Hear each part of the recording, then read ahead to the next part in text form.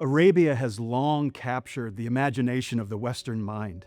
These vast deserts of the Arabian Peninsula have held mysteries for centuries, from which poetry and stories have been drawn through the generations that have captivated the world. For example, how about the story of Ali Baba and the 40 Thieves, which probably every school child knows?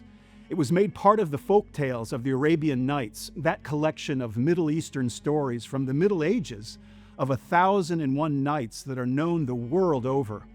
In fact, much of our understanding of Arabic lore comes from this collection.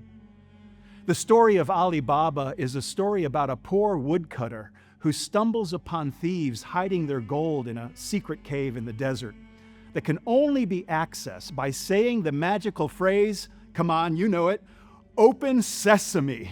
Everyone knows this phrase, which shows that all of us have been influenced by Arab literature and history. The history of Arabia is a remarkable narrative of mystery, of commerce, of hot conflict, and of vast, uninhabited, and often brutal landscapes for which for centuries have forged the people who lived there and defined them even to the present day. One of my favorite writers of historical geography is George Adam Smith. He writes this concerning Arabia. Listen very carefully. In the deserts of Arabia, life is wonderfully temporal. Nature is monotonous, the distractions are few, the influence of things seen is as weak as it may be in this universe. The long fasts every year purge the body of grosser elements. The soul detaches itself, and hunger lends the mind a curious passion, mixed of resignation and hot anger. The only talents are those of war and of speech, the latter cultivated to a singular augustness of style by the silence of nature and the long leisure of life. It is the atmosphere in which seers, martyrs, and fanatics are bred. Conceive a race subjected to its influences for thousands of years. To such a race give a creed, and it will be a devoted and apostolic race. This astounding passage truly captures the nature and character of those formed by the Arabian desert. And the author not only intends for us to understand the Arabian people by this statement, but also another people formed in the Arabian desert, the Israelites. Honestly, there is a deep connection between the Arabian people and the Hebrews, both finding their early identities in the mysterious deserts of Arabia. I love this statement of his, "The only talents are those of war and speech." And this is a good summary of the history of Arabia. The early history of Arabia prior to Muhammad and the Islamic era is a bit mysterious and unknown. Across the deserts of Arabia from south to north, however, are thousands upon thousands of petroglyphs that include images of animals such as ibex and cattle, camels, snakes, dogs, horses. There are mounted warriors, chariots, and images of the sun, moon, and stars. Also, there are ancient texts, some of recognizable such as Nabataean or early Arabic, and others are so ancient that they have yet to be deciphered. Now, all of these petroglyphs, some thousands of years old, tell the story of a Bedouin and nomadic people shaped by the forces of nature in one of the most inhospitable regions on earth. Yet out of this culture, a poetic tradition developed, the telling of poems and stories, an oral tradition that is enigmatic, yet has left its mark on the Arabian people. One of the earliest Arabic poems to survive comes from the 6th century AD, before the time of Muhammad. It's known as al-Mu'allaka, meaning suspended odes or hanging poems. Tradition says that these poems were so beloved by the Arabian people that they had them written in gold ink upon Egyptian linen and hung upon the Kaaba in Mecca as a celebration of their influence. The Mu'allaka is actually a collection of poems that is quite long, but the first lines give us a sense of the power of the desert upon the Arabian people. The author writes this, "Halt, my friends, let us weep, remembering a love and a lodging. At the edge of the twisted sands between Adakul and Haumal, the traces of the hearthstones are still clear. for the north wind has not yet wiped them away with the sand. I see the dung of the deer scattered there, like peppercorns left behind by the departed. It is as if I were standing this morning at the time of their departure, beside the acacia trees of the tribe, splitting desert gourds. My companions mounted on their camels stand by, saying, "Do not kill yourself with grief, take heart." Yet my only cure is the tears I shed. Is there any hope of relief before these ruined, faded traces? The opening lines of the poem capture the transient nature of the early Arabian tribes that inhabited the region. These were Bedouins, nomads that wandered the deserts, either in an attempt to raise herds or to engage in caravan trade, or perhaps to wage war on other tribes and settlements. The author bemoans the memories of the desert encampment and the love he knew there now being slowly erased by the sands of time. Early Arabia was primarily a vast wilderness of isolated and sometimes competing tribal groups. There were settlements, particularly in southern Arabia and Yemen and along the Hijaz on the western coast along the Red Sea. Yet the greater portion of Arabia was continually nomadic. Though they may all be considered Arab, there was little uniformity among them. In fact, they did not even speak the same languages. It's been suggested that the meaning of the word Arab, Arab, is a mixed people from different origins.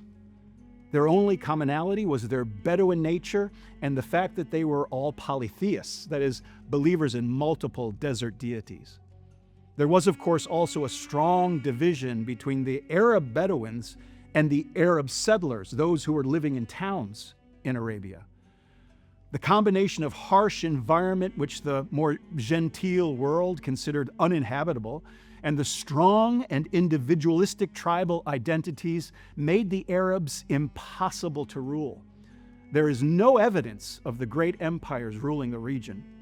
For example, there's no evidence of Egypt in Arabia at the very height of their power in the late Bronze Age. None whatsoever. The Romans skirted the northwestern border of Arabia, but with few exceptions kept themselves out of it. On the other side, the Persians bordered the northeastern deserts, but also could not rule the Arabs.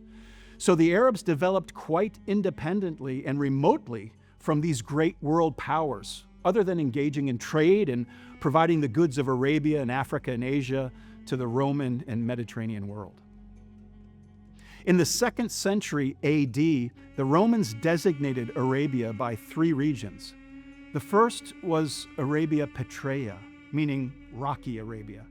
This was the northern Arabian desert, which included what is today known as Jordan, Iraq, and southern Israel, as well as the Sinai Peninsula is also included in that.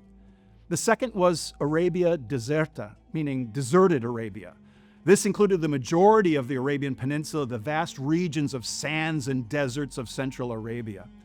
The last was Arabia Felix, meaning happy Arabia. This included Yemen and today's Oman, and it was considered happy because of the greater rainfall in that region and the greater agriculture that they brought forth from it. Trade from Arabia Felix to the Mediterranean was one of the most lucrative commercial enterprises of the ancient world. Known as the Incense Route, their primary exports were aromatics, resins harvested from trees native to southern Arabia. They were so valuable that they were often worth more than their weight in gold.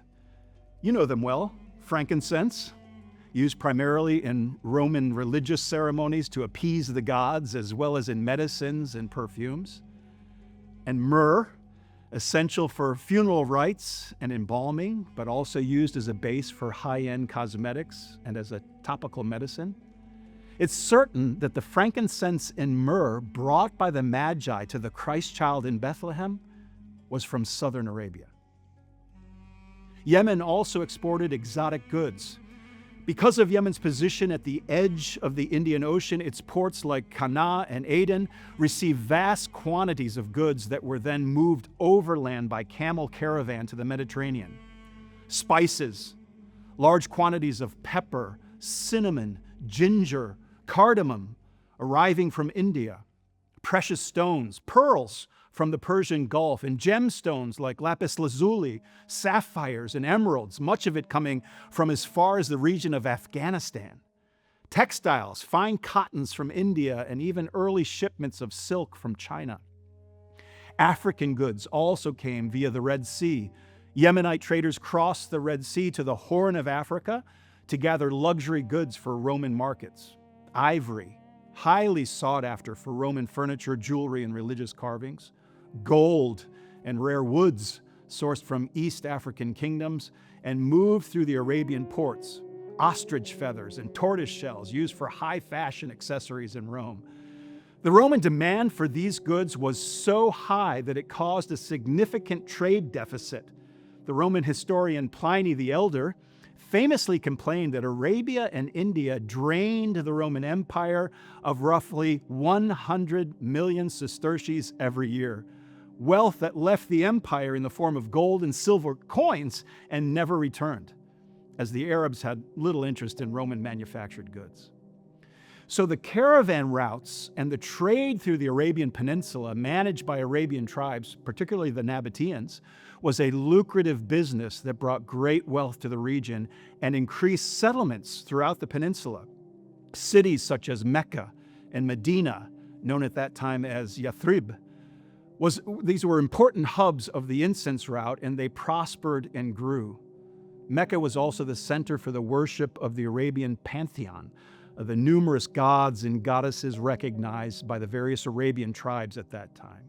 Now, the 7th century AD, however, was a definitive turning point for the Arabian Peninsula, and the entire world, for that matter. In 570 AD, a man named Muhammad was born in Mecca into the Hashem clan of the Quraysh tribe. His father died before his birth, and he was orphaned at a young age, being raised first by his grandfather and later by his uncle, Abu Talib. He grew up working as a merchant, earning a reputation for integrity and fairness, which led to the title that was assigned to him, Al-Amin, the trustworthy one. At the age of 25, he married Khadija, a wealthy and successful businesswoman. However, in 610 AD, at the age of 40, Muhammad began spending time in solitary meditation in the cave of Hijra near Mecca. According to Islamic tradition, it was here that he received his first revelation from Allah through the angel Gabriel. He began to preach a message of strict monotheism, social justice, and the accountability of individuals before Allah, a message that challenged the polytheistic practices of the Meccan elite and so much of Arabia. Still, he began to gain a following.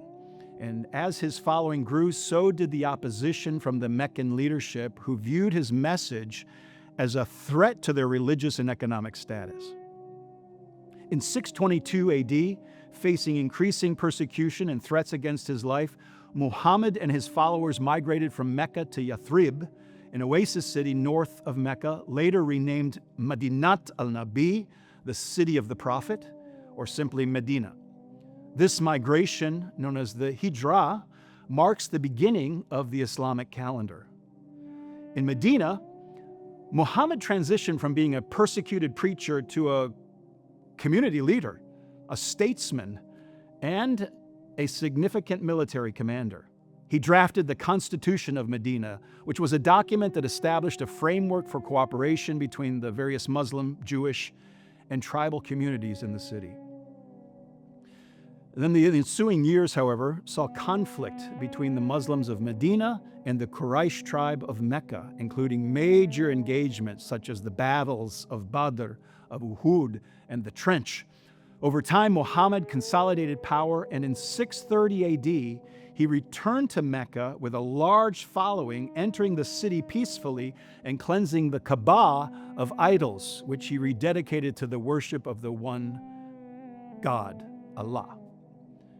And you may recall that the Kaaba is the large cube that today sits at the center of the great mosque in Mecca, to which Muslims journey during the Hajj. And by the time of his death in 632 AD, Muhammad had unified the tribes of the entire Arabian Peninsula under the banner of Islam.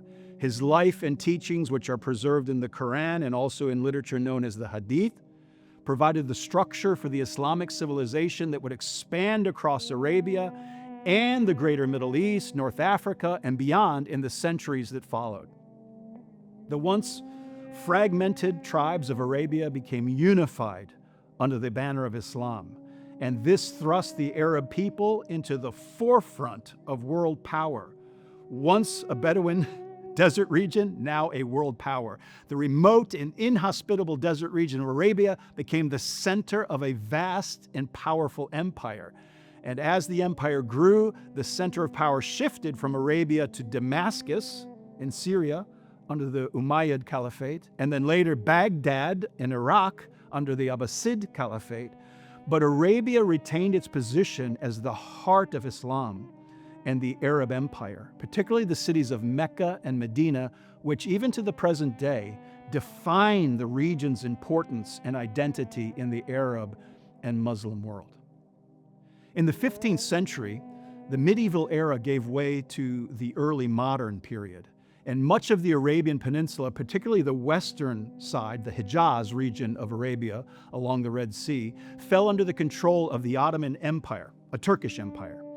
The vast interior of Arabia, known as the Nejd, remained largely autonomous and ruled by local emirs or sheikhs.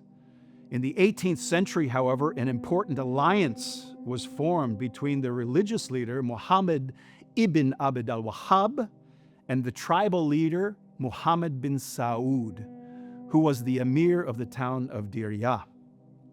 The alliance of 1744, often referred to as the Pact of Diriyah, is considered the single most significant turning point in the history of the modern Arabian Peninsula. It transformed a local disagreement over religious interpretation into a political movement that eventually unified the entire region. In the mid-18th century, the Nejd, the central plateau of Arabia, was a collection of independent oases, towns, small principalities, and nomadic tribes. It was politically fragmented, and there was no central authority.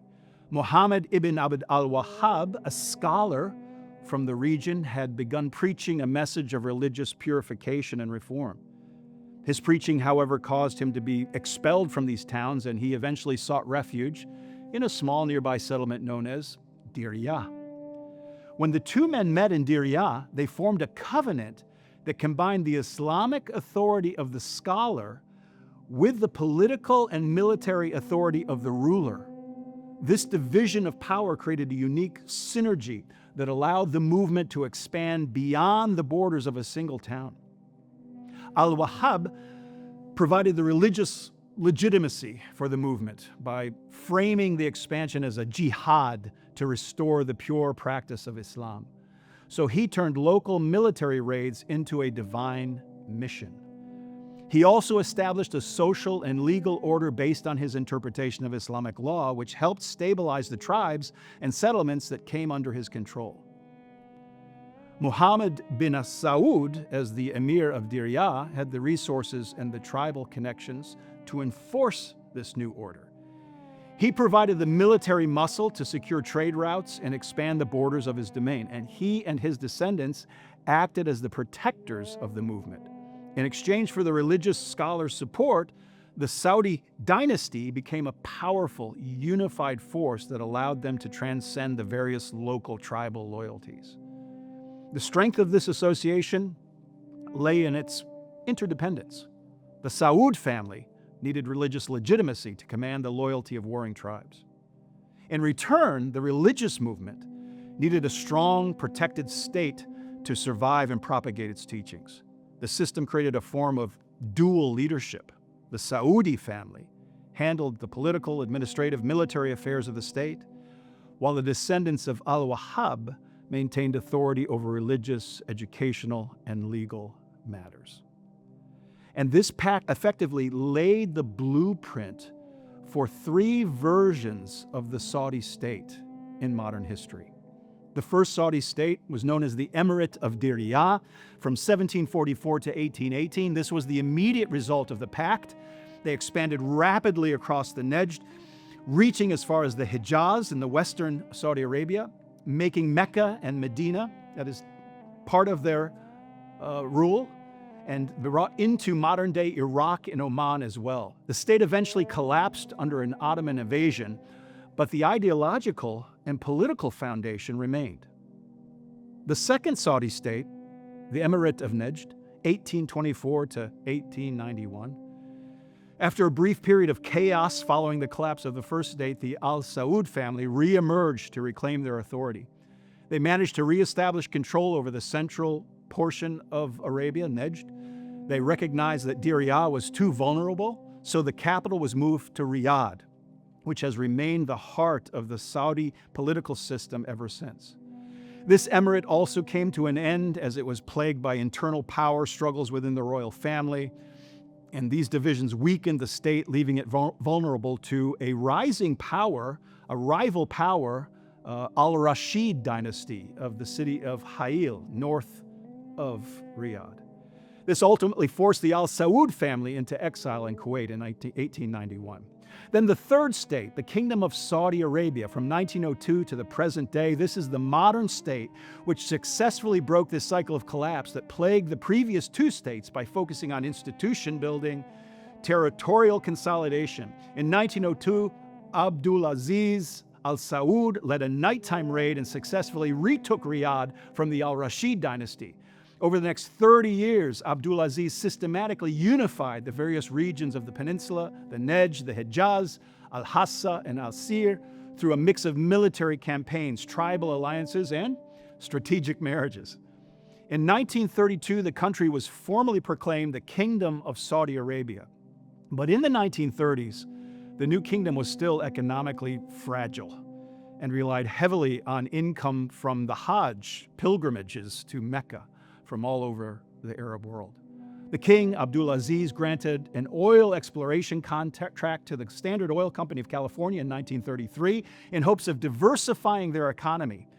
After years of drilling, however, that nearly bankrupted the project, the geologists finally struck oil in March of 1938 in the eastern province of Arabia. And this discovery changed the nation and the world. The massive, rapid influx of revenue allowed the Saudi state to modernize their infrastructure, their education, and their healthcare at an unprecedented rate, while also fundamentally changing its relationship with the West, who now saw Saudi Arabia as a source of energy and a source of national security for each of them. All of Saudi Arabia's oil, however, was still in the hands of international oil companies. By the 1950s, the global oil industry was dominated by these international companies, which dictated production levels and prices. For Saudi Arabia and other producing nations, this meant they held the resource, but had little control over its production or its value. In September 1960, representatives from Saudi Arabia, Venezuela, Iraq, Iran, and Kuwait met in Baghdad to form the Organization of the Petroleum Exporting Countries, that's OPEC. The creation of OPEC marked a pivotal shift in the 20th century. The Saudis assumed sovereignty over their oil reserve. It transitioned power from private corporations to the Saudi government. It also allowed Saudi Arabia to coordinate their production levels and influence global oil prices, securing a greater share of the profit for their own national development. And it established Saudi Arabia's capacity to increase or decrease output to stabilize the global market, giving it power as a key diplomatic and economic leader in the world. So these three events, the unification of the land, the unlocking of its buried wealth, and the organization of that wealth, created the modern state we know today as Saudi Arabia.